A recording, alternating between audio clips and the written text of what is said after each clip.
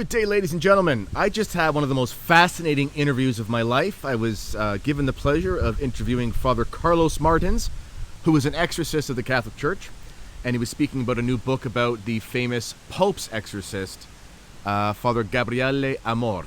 And it was a great interview, and we had a lot of technical difficulties, which probably just means that the devil didn't want the interview to happen, but we were able to bang out an interview, and I think you're really going to like it. And say hi to Jack. Jack. Hello. Anyway, as always, check the links in the description for my books. Also in the description are the links for Father Martin's podcast, The Exorcist Files. Many fascinating stories. And just before we get to the video, let's say thank you to our sponsor, the TKR Store. Go to thekennedyreport.com and visit the TKR store to see our new products, Kennedy's Choice Beard Oil. You can use this on your beard to help with alleviating itchiness, dryness, and irritation of skin. And don't worry, no animals were used in testing this product except for myself. Use Kennedy's Choice Beard Balm for a softer, healthier, manageable beard that is made with natural ingredients. And trust me, I know a thing or two about beards. Visit thekennedyreport.com and check out the TKR store. The links for this are in the description. I'm not sure if it's actually a teaching, maybe it's a small T tradition, but I do hear that if your beard is well taken care of, that the devil's actually less likely to annoy you. I'm just kidding, but enjoy the show. Good day, ladies and gentlemen. Very happy to have a special guest today, Father Carlos Martins, who I didn't know was Canadian. So there's a little connection there, which is always nice to make. He's an exorcist with the Catholic Church. You may know him from the Exorcist Files, a very well-known, famous series right now on the reality of exorcism. And he is an exorcist in North America and has been selected to help speak about a new biography that's been translated into English of Father Gabriele Amort, the famous Pope's exorcist. And Father, thank you for joining us. You're most welcome, Kennedy. Good to be here. So you are from Kitchener, Ontario originally, is that right? Well, originally I'm from my mother, but I was born in Kitchener, Ontario. Okay. So I taught, I grew up in London, Ontario, and I taught at St. Michael's Catholic High School in Stratford for a while. So I was in the area there. So that's fun. I didn't even know that. Okay. So we're going to talk about the biography of Father Amort. But first, clearly you were selected to discuss this book. So how did it come to be that TAN chose you to be the spokesman for this book? Yeah, so I've worked with TAN before on different projects, and I think what attracted me to them to speak on Father Amort is I've been an exorcist in North America and in Italy as well. I've done exorcisms in Rome. I used to stay, my Rome office used to be in the Scala Santa, which is the Church of the Holy Stairs. And it was Father Amorth's teacher, Father Candido Amantini, that was his base of operation. So he was the teacher of Amorth, and my Rome headquarters was there for several years. And so I got to be around Father Amantini was long dead by the time I got there, but certainly the culture there is very thick with Father Candido's presence, and he's revered there. His cause for canonization is well underway in the church, and in fact his tomb has been moved into the Church of the Scala Santa, the Church of the Holy Stairs. So the fact that I had a connection with the teacher of Father Amort, and I didn't know Father Amort personally, but I certainly knew the circle and was around the scene and knew him by reputation. So the fact that I had been working with the Vicariate of Rome on different projects and different capacities in this area, TAN reached out and recruited me to be the spokesman for this book. And Father Candido, he was the exorcist for the Diocese of Rome before Father Amort, is that correct? he was. So he was so Father Emorth was the successor of Father Candido. So Candido was his teacher. And it's a funny thing, because those of us who knew Father Emorth, and he's become very famous through his books, through his publications. The first big one was, it's been published in English as An Exorcist Tells His Story. Right. It's one of Ignatius Press's best-selling volumes. So we think about him, because he was an old man. He died in his 90s. We think about him as having been the exorcist for decades, and he was for decades, but not as long as what people think. He was appointed an exorcist at 60 years of age. That's right. So that surprises people, because he had to start from scratch, having no experience whatsoever in battling the demonic until that age. Up until that point, he fulfilled various roles. He was a brilliant communicator, and being a member of the Pauline order, he really exhibited the charism of communication and effective teaching. The charism of the order seeks to communicate the gospel using the various means of technology that are available to us in order to do that. And so he did that very well. Very gregarious person, well-spoken, great talker, great communicator, affectionate person, profoundly acute sense of humor, and just a fun playfulness that he had. And lo and behold, the Vicar General for the Diocese of Rome taps him to be the exorcist. So let's go through a little bit of the early part of his life. So I'll put the book on the screen here when I edit this after. But in the first part of the book, it explains how basically he was formed in the years leading up to the First World War, because he was born in 1925, or Second World War, excuse me. So he lived through the war, had a lot of activity during that. And then his seminary formation kind of happens in that time of the sort of 50s, kind of after the war into just before the council. When I was reading that, I thought, wow, this is a man who came of age during a war and during a time of great moral and spiritual upheaval in Italy. And I was thinking that would have uniquely prepared him for his role as an exorcist in our culture today. What would you say to that? Oh, absolutely. He went through a lot of suffering, and he saw suffering, and he became a warrior during those times. Like he wanted to help people. He saw that just the vast amount of human suffering and just the abject poverty that people face, poverty, not just material poverty, but poverty in terms of information and catechesis of the faith, so that their source of hope was questioned, was vacant in so many ways. And so he was determined that he was going to do everything he could to exert the strong presence of Christ, both in terms of teaching and communication, and in alleviation of material poverty.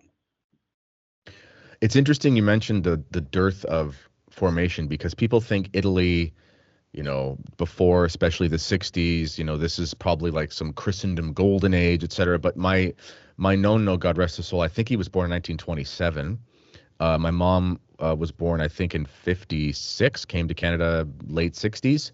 And, she remembers all the old ways and stuff, but they weren't really formed. I mean, my nonno kept his faith his whole life, and he was an old Italian Catholic, so there were a lot of pictures of the Virgin Mary around and stuff, and that was great. And he had a faith, but it wasn't something he could really communicate. It wasn't really, it wasn't like they were making them memorize the St. Joseph's Catechism. Let's put it that way. So that's kind of sobering for those of us when we look at the difficulties we face in the church with catechetics. It's actually something that's been the case for a long time. Yeah, for sure. We kind of take it for granted in North America. We have a culture, we have an evangelical Catholicism that has a strong presence here, that we are ready to provide an apologetic. We are ready to provide a reason for the things that we do, the matters that we believe in. And in Italy, and indeed for all of Europe, my family is European. The faith is a center piece of the culture, but there is that lack of formation whereby they don't know why things are the way they are. There's of course they love the Bible and believe in the Bible, but they know very little about the Bible by and large. So we have a very different faith experience coming here from North America. We Catholics, we were the minority here. We always were the minority. And in Italy, and the rest of Europe, Catholicism became the dominant religion in such a way that there was no competition. So there was no, in a sense, no reason in many quarters for an improvement of that. And so we see that we saw that when all of a sudden Hitler comes in and attacks Europe, and the people have a faith to lean on, but that faith in many ways was paper thin, and the thickness of the beams of the house were no more thick than toothpicks. Right. Yeah, that makes sense. So he is a priest. He's ordained somewhere around in the mid 50s, if I'm not mistaken. And then he's in active ministry for about 25, 30 years, really.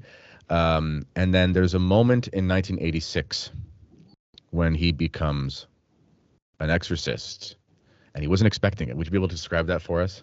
Sure. Yeah. So the Vicar General for the Diocese of Rome. So of course, a Vicar General is a bishop's right-hand man to whom a bishop delegates ordinary power. In other words, he speaks with the authority of the bishop and makes executive decisions. So, and using different lingo, he would be the bishop's executive assistant.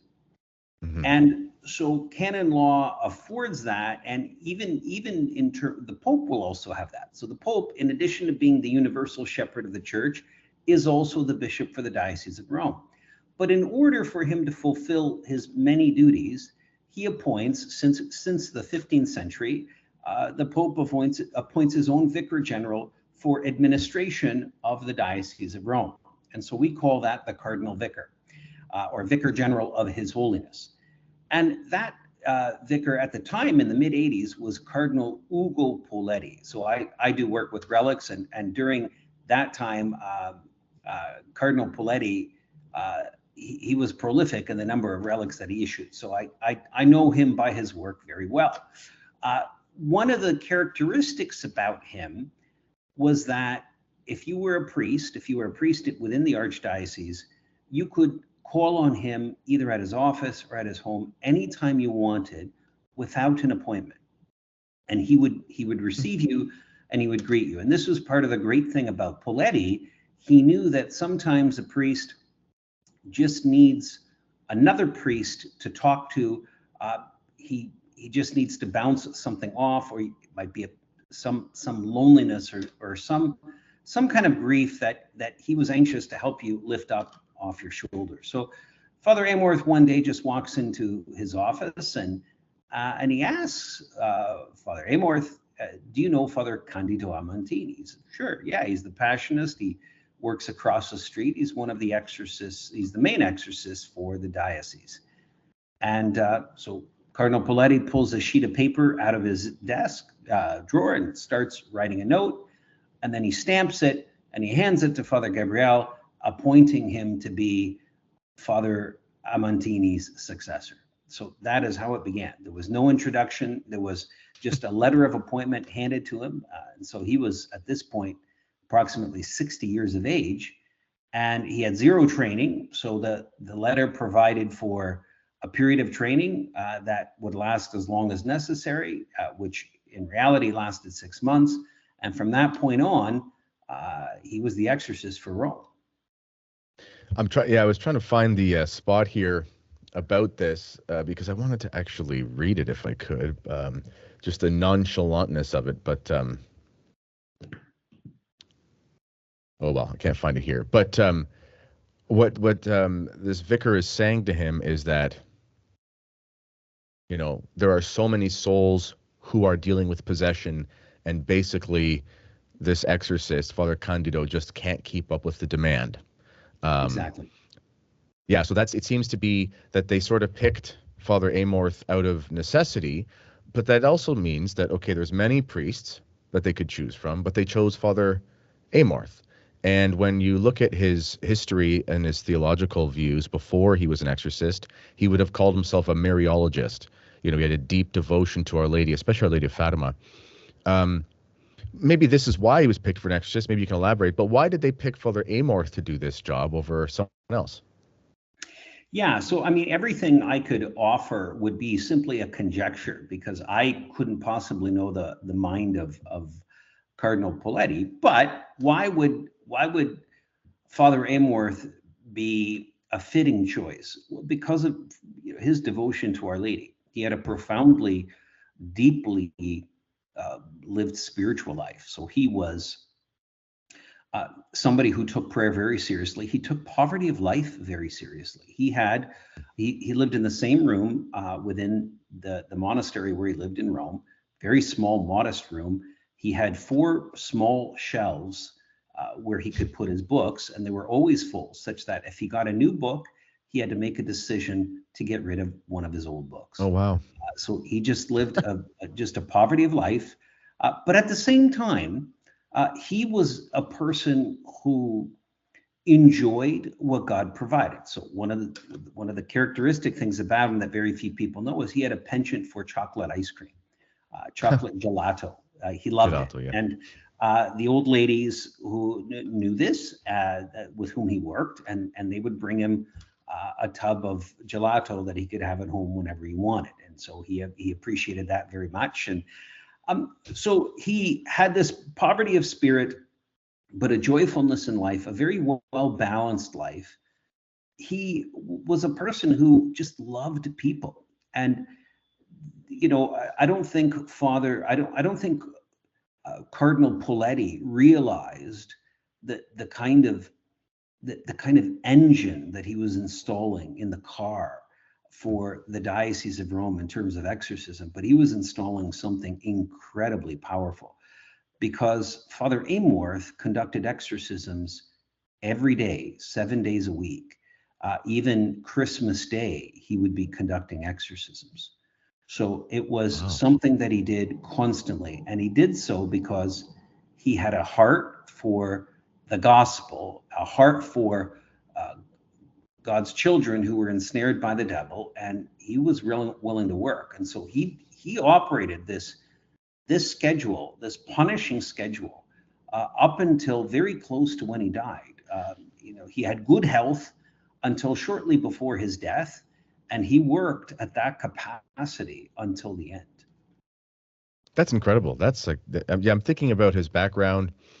I mean, he seems like he was uniquely formed. I mean, living in the wartime, that really toughens you up. Like, I look at my no-no, and I mean, basically until he deteriorated in the last year or so of his life, I mean, it's like he would have preferred to have a full-time work schedule. You know, like that was just the way that he was made. And when that, it's almost like he died when that stopped, if that makes sense.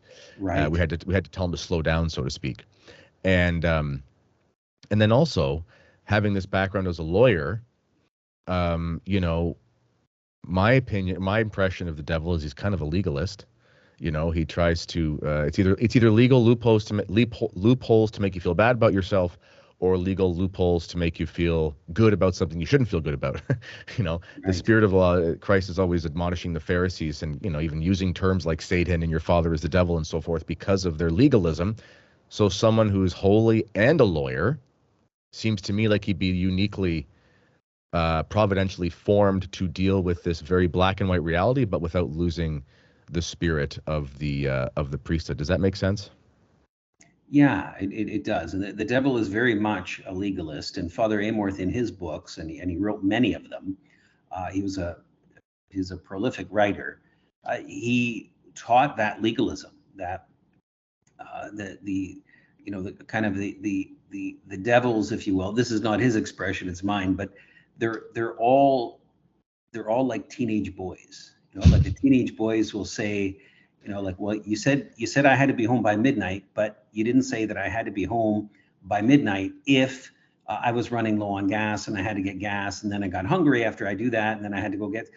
So there's this kind of legalism that that you would expect from teenage boys. And they pounce on it, right? They pounce on it, and the job of the exorcist, and I can attest to this, is you're undoing the legal apparatus that the devil has erected around the victim.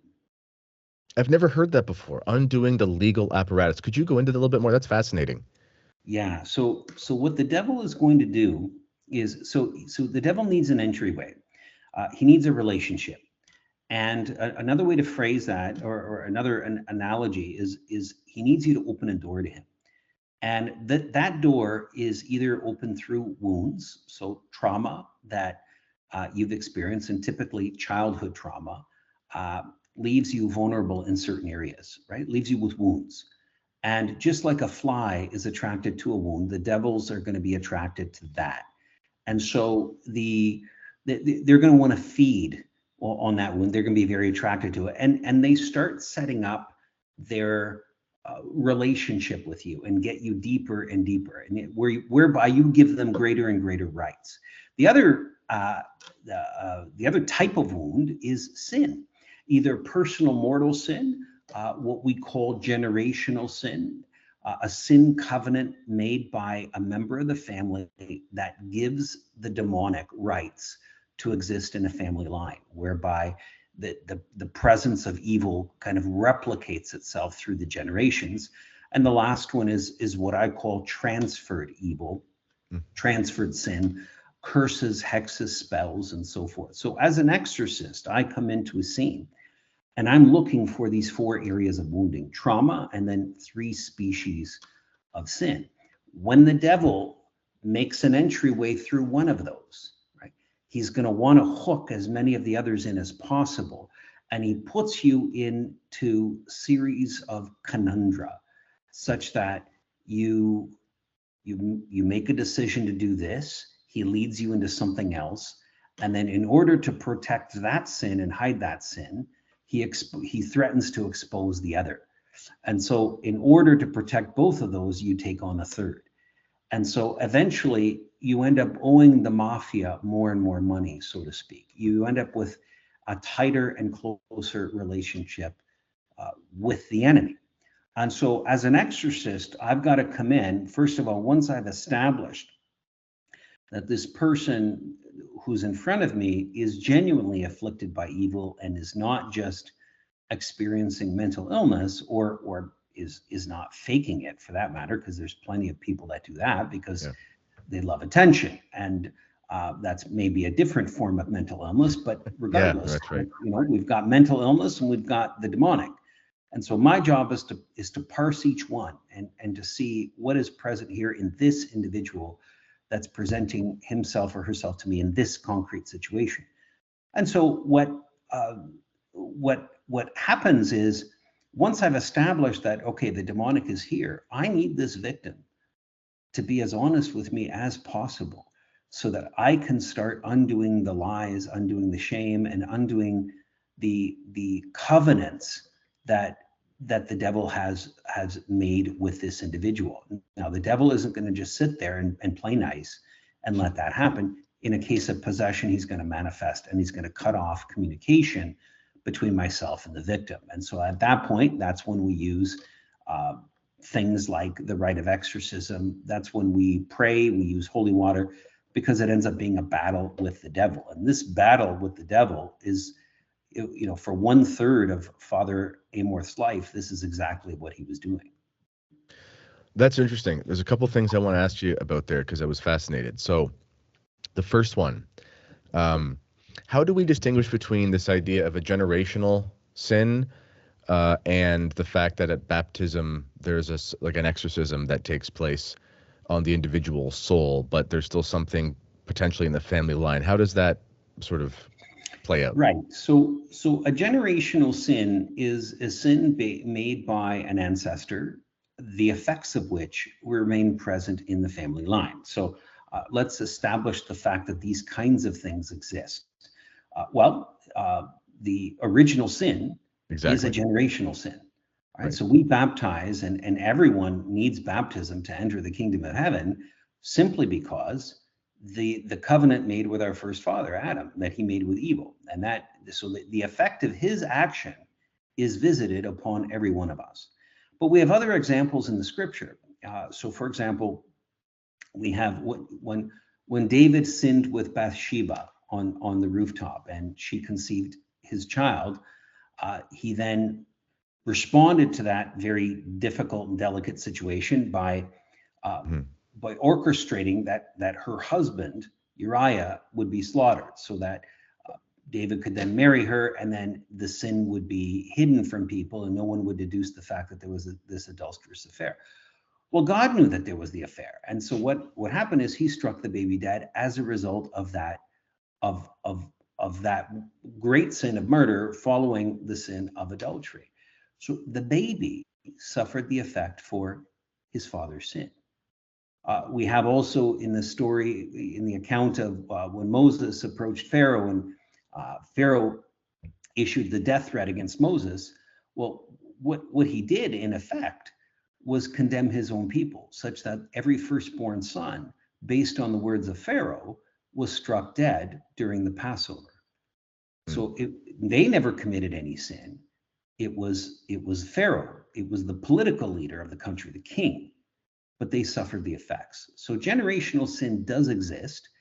And so, we as exorcists, what we look for is a pattern. What is an uncanny pattern that is there and just makes no sense? And I'll give you one example. Sure. So in my show, my podcast, The Exorcist Files, I had on as a guest in the last episode Tammy Comer, who is the wife of John Mark Comer. John Mark Comer is one of the highest profile Protestant pastors in the United States.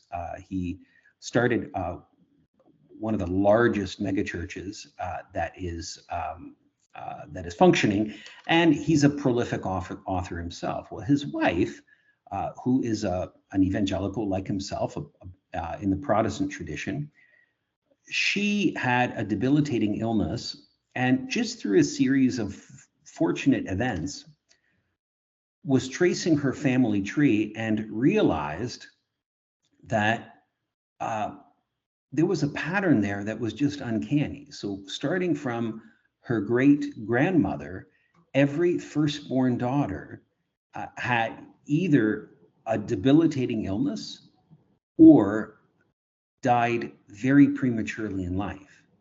Everyone else was fine, but every firstborn daughter was not. So she sought prayer for that, and luckily found someone. It wasn't me. I met her after the fact, but found somebody who prayed with her and who took authority over it. And sure enough, there was a demonic manifestation of that. And it all came from a curse that was leveled by a woman upon her great grandmother. And why?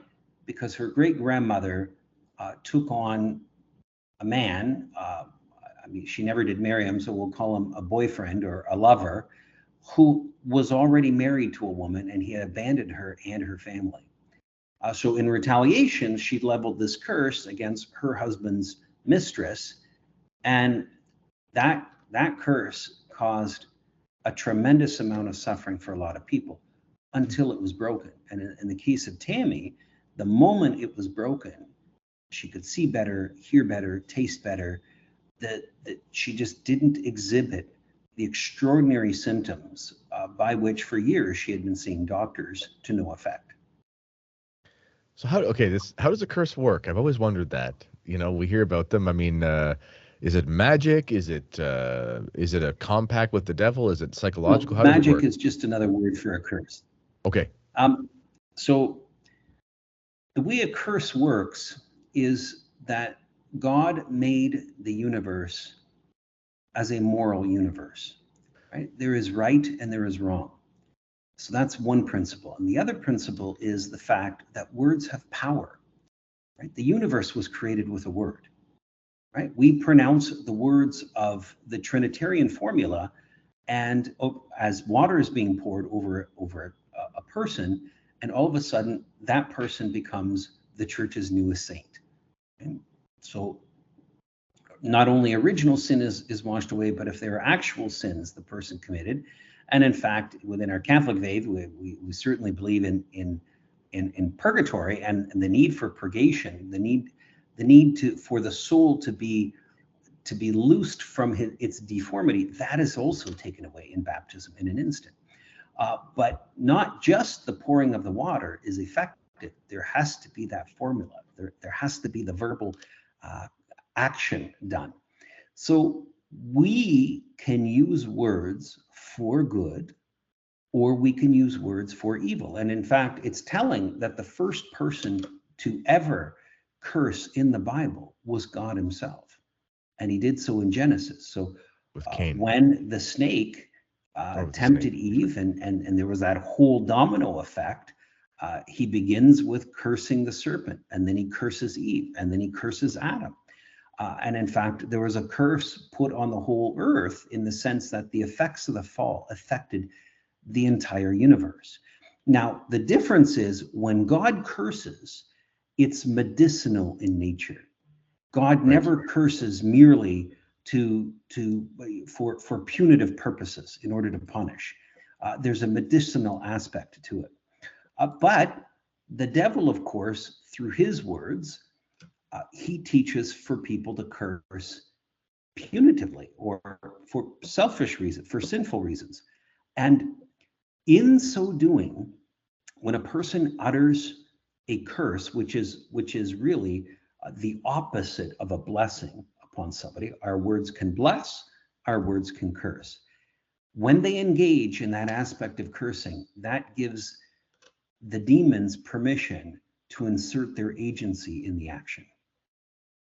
Okay, that so makes a lot of sense. anytime a curse is done, whether through a verbal formula or some action, the same thing is happening in every context.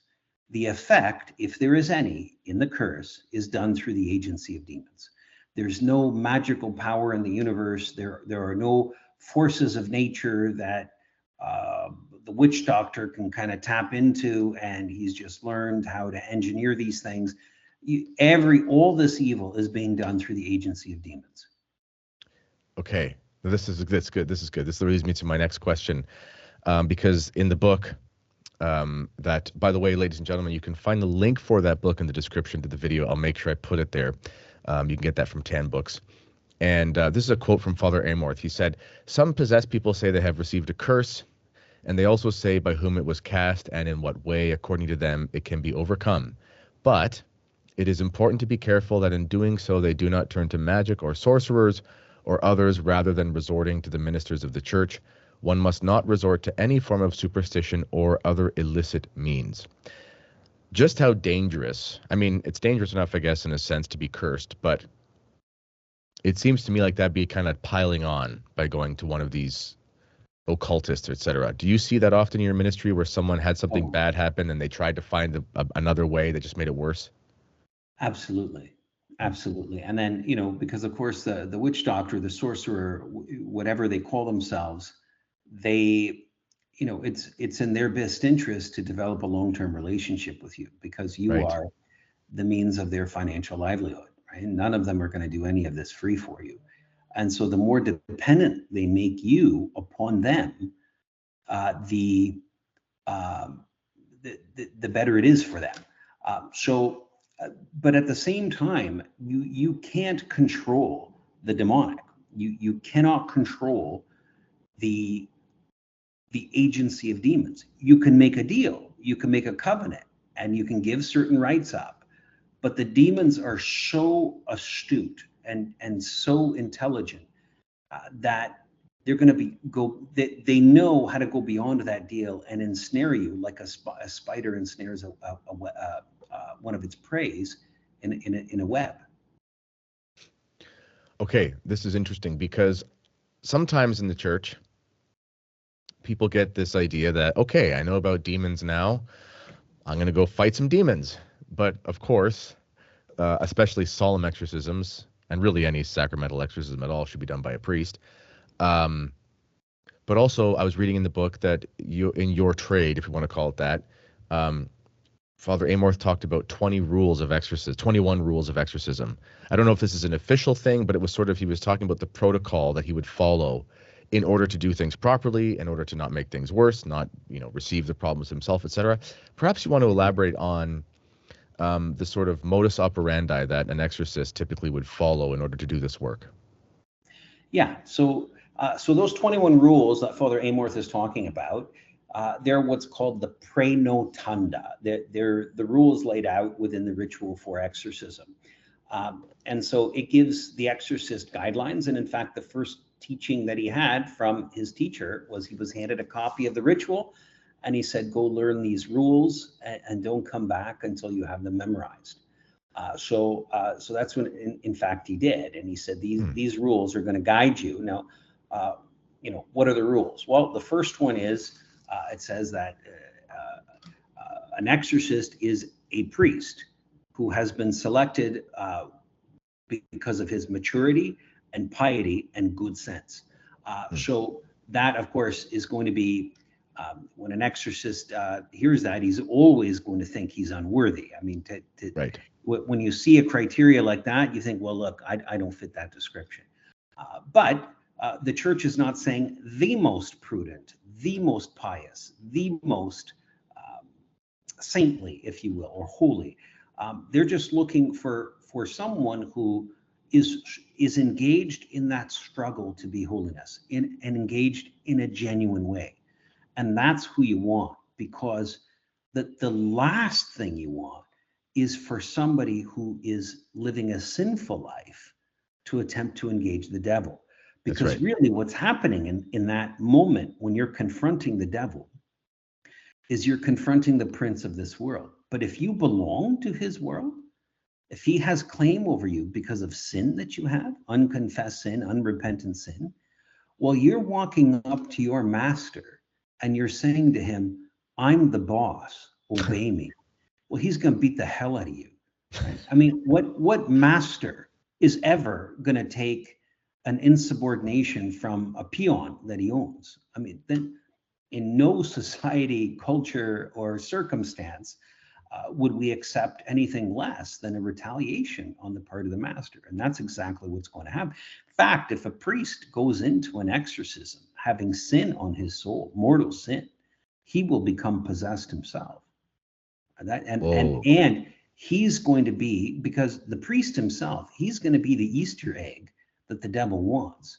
Because if he can infest the priest, then he can have incredible damage and influence on a great many people.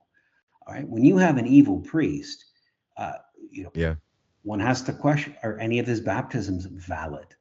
Or any of his masses valid? So you can have the external actions still there, but in every one of the sacraments, you need the priest to have the intention to perform what the church does. Well, if the devil's at the controls, he's not going to. Right? So you have people then who think their babies are baptized, and guess what? They're not.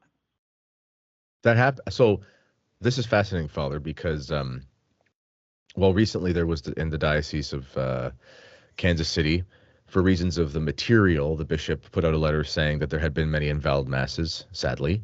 But you're talking about the internal. So these priests, presumably in this diocese, they were saying the right words, and maybe the intention was fine, but they had used the improper wines with additives and whatever it was. Right. Okay, because this is very fascinating, because, I'm one of those people they like to call a traditionalist. And sometimes, I'll say things like, well, the intention is really important and stuff. Like, oh, you're just being one of those rad trads. But you're saying that this level of evil that a priest could get mixed up with could actually lead to him having an improper intention internally. Is that what you're saying? Well, in the case of a possession, you don't have control of your person. So the devil is not the controls. So your body is being used. The devil, if he is celebrating Mass or performing the gestures that look like Mass, he sure as heck exists, is not going to have the intention. And he couldn't confect Mass anyway, because he's not a priest. Right? But it looks like, hey, well, I'm at church for 11 a.m. Mass, like I am every Sunday. Well, guess what? There is no Mass today. although it looks like there isn't. And this is this is the danger when there is a possession involving a priest. So the rules of the Prenotanda have guidelines that are non-negotiable, that are meant to steer priests away from getting themselves in trouble like this. The Prenotanda also gives the criteria, or the signs that indicate demonic possession, and essentially they come down to three. One is knowledge of unknown languages. So in the victim is exhibiting the use and facility with a language that he or she has never been taught. So I'm not talking about using one or two words, or maybe even several phrases, but being able to converse in the language with perfect grammar. Secondly, knowledge of hidden and distant events, right? Or occult knowledge. The ability to know things about you, for example. So if you're confronting a possessed person and that person starts reaming off details of that embarrassing event that happened to you at your 13th birthday party, and there's just no way that this individual could know that. And the third is superhuman strength. So a strength that is beyond the ability of the individual. So for example, a 100-pound woman ordinarily cannot throw a 300-pound man across the room. So if that occurs, you have to exit the natural and enter into the preternatural to provide an explanation for that. The ritual also gives other indications. So those are the grand signs, but other signs will be an extreme aversion to religious objects. Now, that is not included as a fourth sign per se, simply because, it's the others, if they exist, automatically indicate that something beyond the natural is present. If you bring to a possessed person, or somebody faking possession, an image of the Blessed Mother, well, they're going to react. Both of those people are going to react.